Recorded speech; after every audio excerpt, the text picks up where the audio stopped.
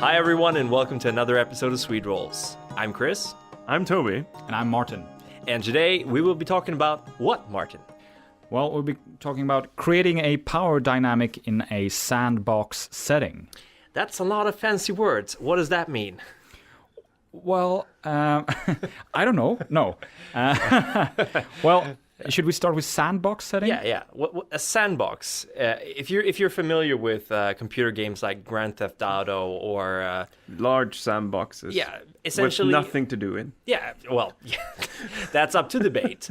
But essentially, it's a world that means you don't have to follow a linear path, right? You can kind of choose what you want to do with it. And also, it's also implied you do have some kind of boundary. Oh, yeah. Exactly. But within those boundaries, you're free to explore and play around and try out different things. And this is, if you do have, and I would say specifically, if you do have some kind of limitations on your sandbox setting, you really do need to create a viable like power dynamic, something that happens or exists in the setting to create, well, essentially tension and the basics for adventures or just thrillers or any kind of plot. So, some kind of hook, some kind of opposition to the player. Yeah, I mean, because like the happy little fairyland is, well, it's not much happening. Right. So for example, if we take Dungeons and Dragons, the power dynamics would be the monsters that you have to kill. Would that be? Yeah, I would say so.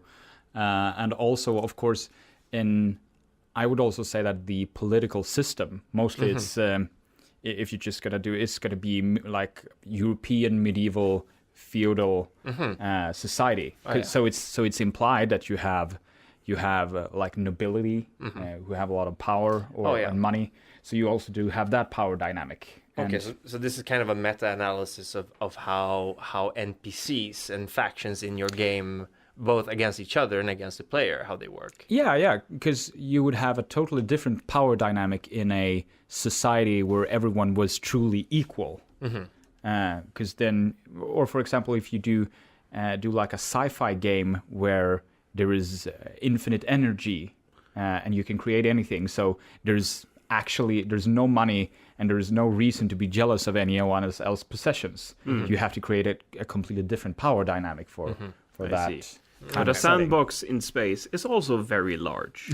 Oh yeah, space. You can build a lot of sandcastles in it. Oh yeah, definitely.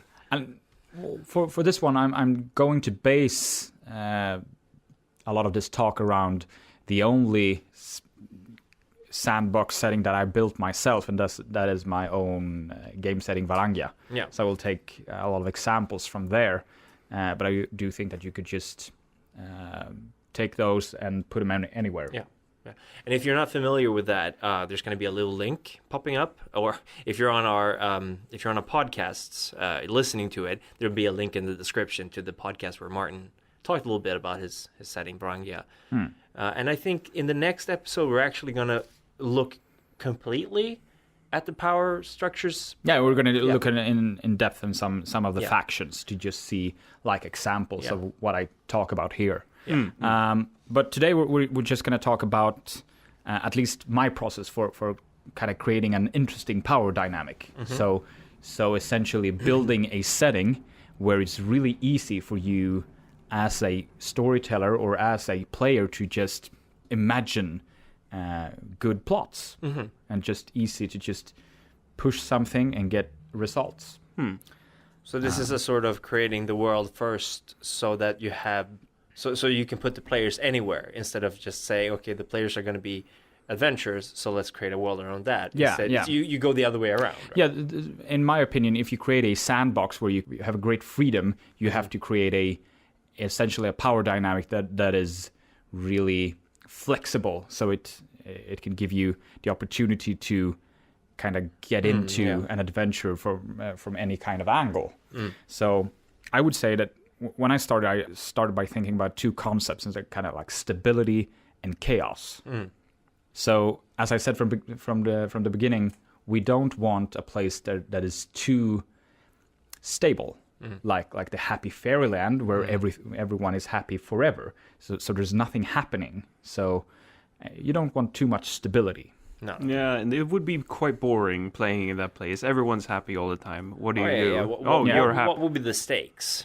Sometimes in a less extreme one, you could actually say that a few kind of fantasy settings in novels and such are probably a bit too stable, because there's something happening right now, but after that everything just kind of goes back to exact the same way it was before the Dark One or whatever appeared. Yeah. So you really have to push to get something done. Yeah. It's very stable. It's very hard to just come up with adventures. But yeah, I mean, a lot of cartoons work out of the way that you have the monster of the week, and it's all about going back to the status quo that you talked about. Yeah. And even this is interesting because a lot of Dungeons and Dragons campaigns, in my experience, we're talking a lot about Dungeons and Dragons here, but they're usually on scales of heroic to demigod to god level. Like, they have these scales. So in the beginning, you might just influence towns, but further on, you become so powerful that you become a major player in the whole setting. So I'm thinking that the way you do it would be more like you start out as being any of these. Yeah, you don't have to have a progression anywhere. You could just stay where you are. You could go down in power level. You could go up, or you could just go sideways, if you say it like that. Yeah, because that's every nobleman's dream. I want to be a peasant. Yeah. I'm gonna try my hardest to become a peasant. No, but it might be fantastic role playing for a nobleman to, through circumstances, and I would say that this is really important, partly because of his own actions, turned into a peasant. Otherwise, it's just something that happens to you. And so the other end of this scale, if you could be too stable, it's too chaotic. Because if the world is just pure chaos, then the players, they won't feel that they have any kind of chance to actually understand the problems, to tackle them. And because if you don't have any kind of possibility to predict what kind of consequences an action will have in a setting, you're just floundering about. You can't make any plans. You can't do anything like that. So you do have to have some kind of stability. Otherwise, or if everything is changing all the time, there is no point actually building relations with either people or constellations and countries or businesses or anything if it's just constantly changing. Yeah. So you have to find like a sweet spot in between. But still, I really do believe that most players, they really do want to influence their setting with their actions. Yeah. In some way, you want to feel that my actions are, I wouldn't say like they don't have to be epic, but you want to feel that if I'm not here, things would have been different. I matter.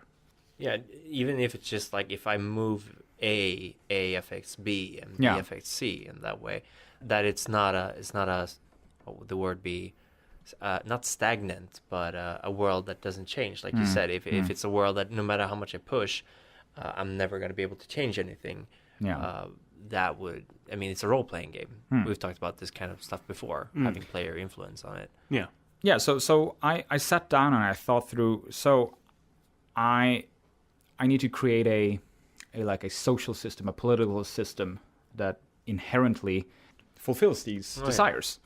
So I wanted a lot of possibility for different kinds of influence and everything. So after a while I said, well, sure, we're going to choose a democracy because you have a lot more people involved in the actual policy making. Or instead, if you do have a feudal country, if you don't have a revolution or a rebellion, you actually have a few % of the population ever actually even coming into contact with government in any other form than just kind of carrying your tax to the market. So it's kind of, I don't think it's the best way for a sandbox setting. So I choose a democracy, and then better yet, of course, I choose an ethically compromised democracy. That is, of course, fancy words for corrupt. Great, great. But just so we got that out of the way. But a democracy, at least in theory, offers a kind of flexibility in your life that a feudal society wouldn't, for example. I'd like to do a comparison to GTA again. That the fact that you can go out and you can partake in car races, you can go out and play on the stock market, you can rob a bank. Again, this is a crime-focused kind of sandbox, but the idea is that every aspect of this world is interesting because it has some influence on the rest of it, and it's not just a gray matter that's not in the game. Yeah, sure. And I also... And you're saying, yeah, sure, like, yeah, okay, Chris. No. Sorry. No. I didn't take it like that. Don't worry about it.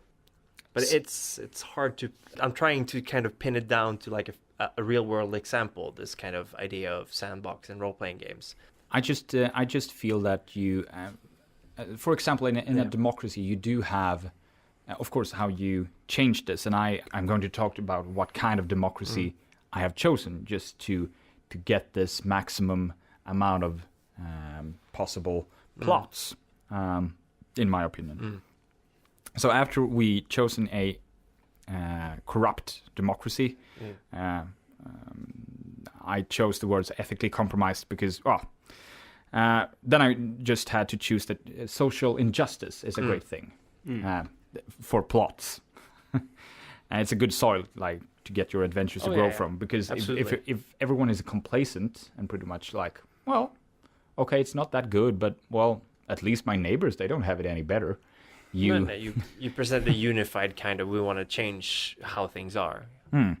And if you do social injustice, and as I have done, I've chosen that the resources that people think that they have and everything, they're kind of not enough. So kind of different. Anyway, how people or the players are going to shuffle this around, you're still going to end up with people at least subjectively thinking of social injustice to create further plots.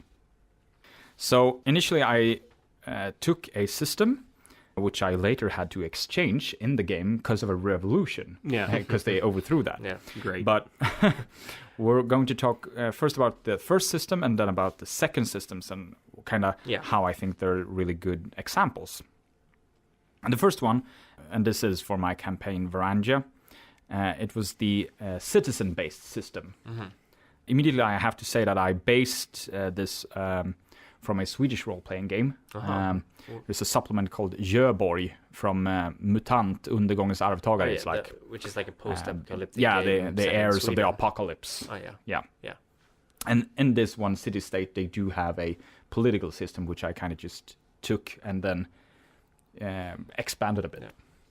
You were inspired by it. No, I was inspired. You heavily inspired by it. So let's start about this citizen system then. In a citizen system democracy, you are either a citizen belonging in a democratic system or you're not. Kind of like Rome, right? Yeah, kind of like Rome. And also, as in Rome, you do have like a candidate class, like people who live in your society and who have expressed their will to become citizens, but you have a lot of rules, or you have to prove yourself in kind of like a green card. Yeah, kind of like a green card. Yeah. In my campaign here, I chose that you had citizens, and they were kind of defined by having a specific moralic code, like citizens upstanding, supporting the community, and everything like this. And so they had specific privileges that came with citizenship, and that included moving throughout the city of Varangia in all areas. They had they could vote in the elections. Every citizen had one vote. They also had a minimum of free health care and a few other things. They could also apply to be in one of the councils, right? Yeah. They could also be elected, of course. Yeah. This, of course, this was a kind of those that lived there from the beginning. Then we had a majority of the people actually coming to the city was just guests, and then you had a lot of people who wanted all of that golden life that they had, so that they became candidates. And a candidate in this citizen system is one that is allowed to stay in the city, and they can move in almost all the areas. And the candidate system is that you serve a citizen in some capacity. You might serve as a servant, you might serve as a builder, you might be a part of the army at a lower level and everything. And you do this working on really a minimum wage, just kind of to get you by. But you do this because you're supposed to be trained and evaluated in this understanding and living in the citizens' morale to become a productive member of and kind of to give something back to the society. Yeah. So you get a trial period. Yeah. Yeah. And earning. I work for you as a citizen. I'm a candidate, and depending on what I do, you got like merits or distinctions if you did something really good. You could also get like a complaint or a flaw, and after a few years, you could just go to the application board, the citizen board, and try to become a citizen. This is the ideal. This is the ideal. And so that's basically what not happens. No, well, it's exactly what happens. Is just, and this is an important point, that citizens' children they do have to do the same process, because it's like for everyone. I see. But after a while, it would become apparent to most people that almost no one is becoming a citizen. Okay, so there's something going on in there. Yeah, of course. So this was really important in the first campaign that we had, that these candidate system was really corrupt. Because so they were essentially a minimum wage labor force that would just never stop, because you were getting, no matter how good you were doing, you were always getting some kind of complaints or flaws that got you from, just another year.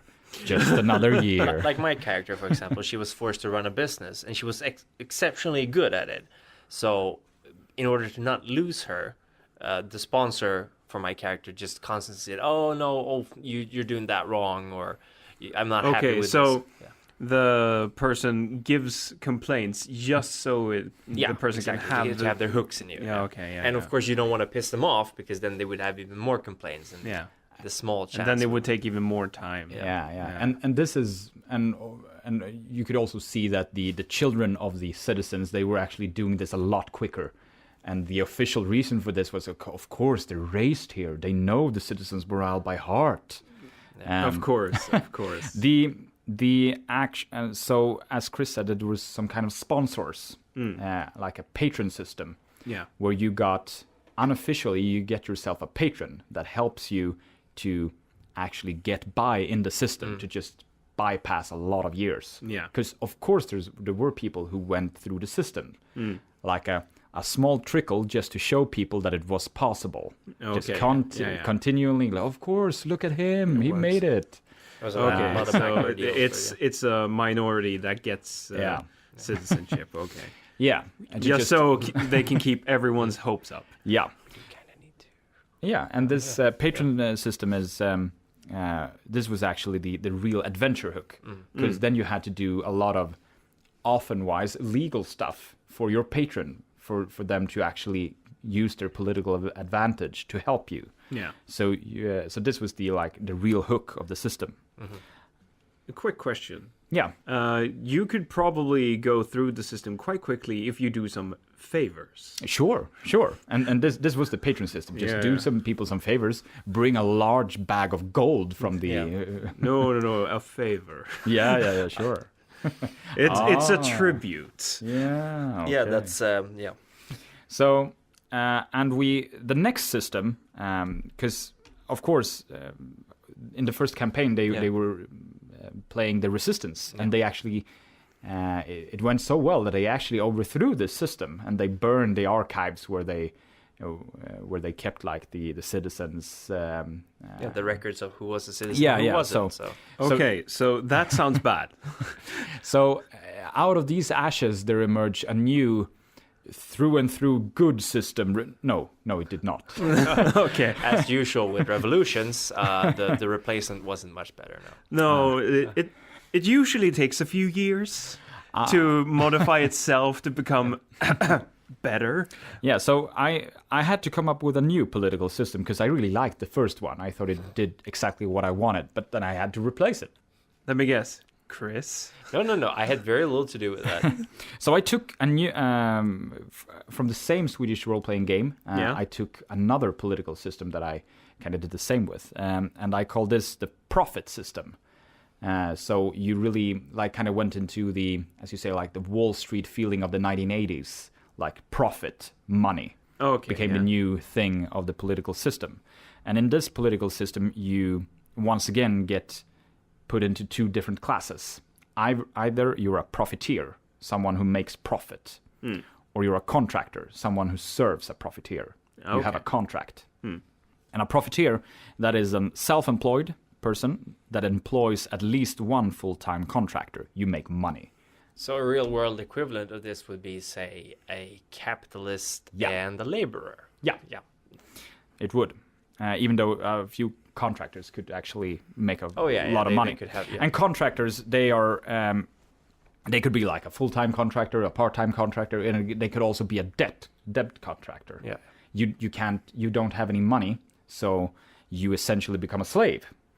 Because a lot of the bad part about raising the citizenship political system was that the moral codes that were actually there was also just thrown out. Yeah. So in the new political system, essentially nothing was illegal except for arson and public order disturbances. Yeah, I mean, you could sue someone, but if you didn't have the money to pay the lawyer, then you're in deep shit. Yeah. So money really became the chief embodiment here. And you said that, okay, the most important people are, of course, those that help to build society, i.e. making money. So in this system, the amount of tax that you pay in Varangian gold coins are the amount of votes that you get in the political system. Great system. Wait, and this is actually a very common system in older democracies. Yeah. That people with more income had more votes because they were, of course, more important, and they had more to lose. Yeah, or more to win. Yeah. And this means that, and of course, it's only profiteers that can be elected because they have proven themselves to be important. And this means that you don't have to, if you don't want income tax, you don't have to go to the tax authorities, the Purple Council, but then you can't vote. So you don't have any political power. So, but contractors, of course, they do get a vote as well. But as they're not making as much money, they can pool their votes. Like you go together, 200 people, like a union, for example. Yeah, like a union, for example. Or you could just pool your votes with your profiteer. So it's a bit different. And this system really, really kind of emphasizes greed for like just really making adventuring really focused upon money. Money isn't kind of power. Money really is power. So it makes... And it's interesting there, if we go to the topic of creating this kind of power structure to play within, that the kind of characters we created for this setting was so different from the kind of characters we created for the previous setting. Because in the previous one, everything had to do with the power dynamics of this system of candidates and patrons. So you always had to take that into account when you're playing, right? But in this new system, you could be profiteers. So we had people running their own companies. We had people. We had like lawyers and journalists. Stuff like that. Yeah. I have a question. A profiteer has contractors. Yeah. Can a contractor have a contractor? Yes, he can have subcontractors. How many? As much as this is could afford. This is of course where you get to the convoluted bureaucratic part. Yeah. Okay. Because the best part. Because the government in Varangia, because I wanted to have this kind of free setting, is quite weak. So they have like certain spots, and of course that they do control. We get to that in the factions episode. Okay. But they do have. And they're, of course, very bureaucratic. So you do have the slow bureaucratic mill. Yeah. So what you're saying is that this entire thing is built on a pyramid scheme? Yes. Okay, yeah. Fine, now I got it. It's fine now. But it's interesting. The councils, we kind of sort of their purpose to exist is to make sure that this system runs smoothly, right? Yeah. That nothing gets too much out of control. Yeah. So it's not like upholding law and justice. Actually, upholding law, but not necessarily upholding justice. So essentially it's upholding the pyramid scheme. Yeah. And just keep the flow going upwards. Yeah. Okay, so the goal flows upwards. And the shit flows downwards. Yes. Yep. That sounds about right. In my opinion, this has really created a very thorough social injustice system with very many... Because elections, I have to say, elections are, of course, everyone elected are for life unless they choose to resign. And the reason for this is to cause frustration over elected officials who sit too long. And also, so it creates automatic reasons to slander and scheme to get people to resign. It's an opportunity for assassinations, and of course, you get a non-linear periodization of elections. Sometimes you will have a lot of elections. Sometimes you won't have any. Similar to the Roman emperors of the late. Yes, this is very similar to like the Roman electoral system. Yeah. And this is also means to clarify that every election in Varangia is a personal, individual election. You always vote for a person, even though, of course, they can come from political parties or anything like that. Yeah, okay. So you can't vote for concepts. No. To make it, and this is to make it more really focused on bribes and connections and everything like that. So not just fall down into a 2 or 3 party political system. But are there any remnants from the previous kind of the previous age of this setting? Like any factions there to just make sure that there wouldn't be any more new rebellions or factions that kept the old thing going? Like of course there's things like that. The patron system has kind of actually survived in helping people to get attractive contracts, and there's also the greater influx of immigrants, as you're not telling people that you have to do a lot of things to get there, has meant that you have an even larger labor base that you can just treat a lot worse. And also you do have like a connection to the old one of saying, oh, look, he made it, he became a citizen. You do have a lottery now, a state-run lottery that promises everyone that everyone has a chance to become rich. That is probably a lie. Yes. Yeah. Of course it is. So essentially, to tie this whole thing up with power dynamics, how do you feel this helped create an interesting kind of sandbox experience for the players? Well, I would say just because, as in Varangia, as it's based on the role-playing game Chronopia, which I told before, it had very few laws. And as I removed an important lawmaker from Chronopia, the Emperor faction, which I didn't like, I actually ended up with even less laws, which actually posed a problem because a lot of adventure, a lot of thrillers, a lot of plots, a lot of novels, they kind of based upon the concept of illegal things. There's somewhere something illegal. Yeah. And in Varangia, of course, there's illegal things, but there's so few, or there's so few upholding that law, so that it became a problem for me to actually find when there's essentially no forbidden cults. There's nothing like that. Everything is, not everything, but most things are legal. I had to get this power struggle going on, and I also had to move it from kind of legal to illegal and kind of move it to more like moral amoral. So you kind of work with, even though it's different legal, there's a lot of people thinking about, of course, I don't want you to live like that. I don't accept that. Yeah. Just because prostitution is legal in Varangia doesn't mean that all people like it or think it should be that. So they get into this power struggle to stop it. Maybe not change the law, but get the like it's kind of a morality war. Yeah. So it's more like morality and just personal power, and personal power is a lot of things. Like it's about intellectual ideas, what you have for kind of technology, financial issues. You have the bureaucratical issues. What can you get from the councils and the actual government? and as we said, the legal issues with kind of with lawyers and everything. I've sue you. You haven't fulfilled our contract and everything like that. And in that regard, I'd say our rebellion was very successful because this system was completely changed. Not necessarily for the better, but it certainly changed. It certainly changed. It certainly changed. And change is good. Yeah. Yes, always. Considering what also changed during this revolution, I'd say not maybe change isn't that good, considering you had the melting plague going on at the same time. But yeah, and I mean, we barely... it's interesting because every campaign we played in Varangia has always ended in kind of a new sort of element of power coming into play.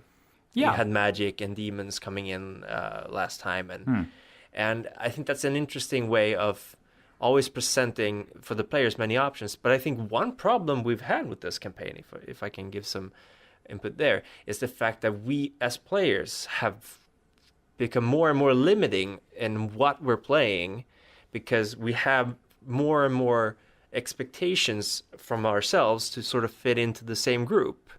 Because if you think about our first group, which was a kind of motley crew of very different people, and our present group, which is just different people within one house of Elvar, but aiming towards the same goal, I don't think that's necessarily a problem, but it does kind of create a very, very steep kind of curve for getting into the setting. Of course, when you do have a sandbox environment and you continually build upon the complexity of the environment, of course there is a backlash of it actually being more heavy to just get it around and everything. But on the other hand, that's also because we've been playing nobility and higher ranking people, which I guess would always be hard to play because there's more expectations on those. If we were pig farmers and rat catchers, we could still be a very varied group, just unified with some, with some kind of common goal,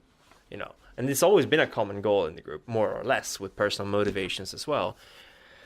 But I think this is definitely a very interesting environment to play in, and very challenging in a fun way, because you sort of learn to work systems, I guess. Yeah. So I think basically what I think that you should bring with you is to really look at the world and see how is it built up and what does it bring to my setting. Okay, you want a king and a class. But how is the nobility class? How are they made up? How is the church? Just build in some just automatic plot generators in your setting, just to help yourself and make everything feel more prone to change and development as the real world. Yeah. That's basically what I think. That's great. You could take with you. And we're going to see some actual example of this kind of world building in the next episode, where we will be talking about Varangia and its different factions. Oh. So I hope you guys will join us then. And until next time, keep rolling. Keep rolling. Keep rolling. Thank you for listening to Swede Rolls. Your support means the world to us. The music you heard playing at the start and the end of this episode is Fireside Tales by Darren Curtis. The intent of this podcast is to discuss themes and issues in all manner of gaming, but primarily focused on the RPG genre. If you have any comments or feedback, we'd love to hear from you. Pay us a visit at swederolls.com, where you can also learn about the people doing this podcast and more. For our Let's Play channel, check us out at youtube.com/Swede_fighters. And until next time, keep rolling.